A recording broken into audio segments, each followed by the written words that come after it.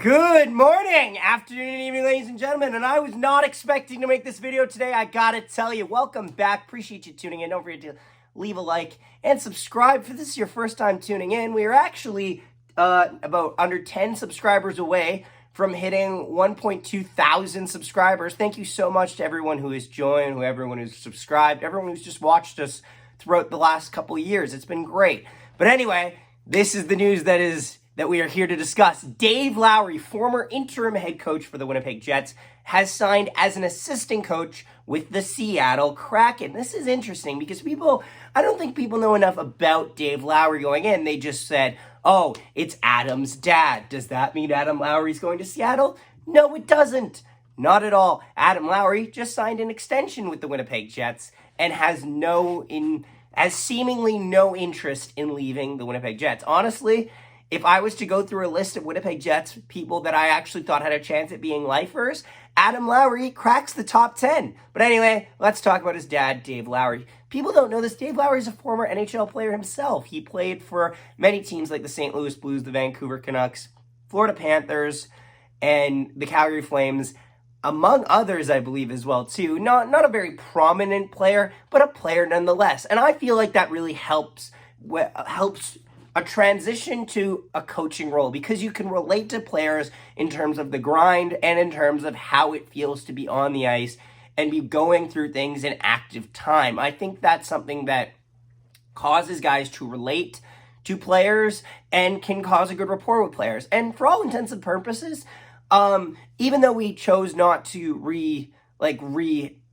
him, I guess, or reassign him as the official head coach of the Winnipeg Jets, there was no real... The problems was not that he couldn't connect to the players. It was that he couldn't create an overall message and an overall narrative for them to conform to and to play up to. Now, don't get me wrong. It's not really totally his fault. That Winnipeg Jets team last year was very much less than stellar, and he only took over the Winnipeg Jets at the halfway point of the season, but he kept them at about a 500 team. So it'll be interesting to see how it fits into Seattle. I think that this is a good opportunity for him in Seattle. He does have a lot of coaching experience. People don't know this. He's coached for the Calgary Hitmen, he's done assistant coaching for the Calgary Flames, the Louis Blues, or it could be the Vancouver Canucks. I might be remembering it wrong.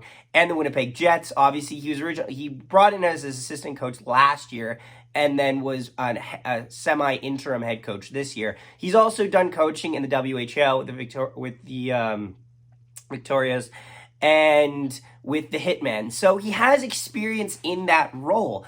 I think it'll be a nice fit for him because Seattle isn't a team that's really ready to be a contender yet. They're on the fringes and they have a lot of good prospects to develop. And I think if he really finds a good home as an assistant coach in that system, that'll be good for him.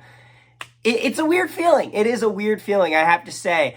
Now I'm just waiting for Charlie Huddy to sign somewhere because every single one of our former coaches has signed with a new NHL team except for Charlie Huddy. Now, I don't want to say that that's a bad sign, but then again, Charlie Huddy was in charge of our defense, and our defense was terrible. So we'll see.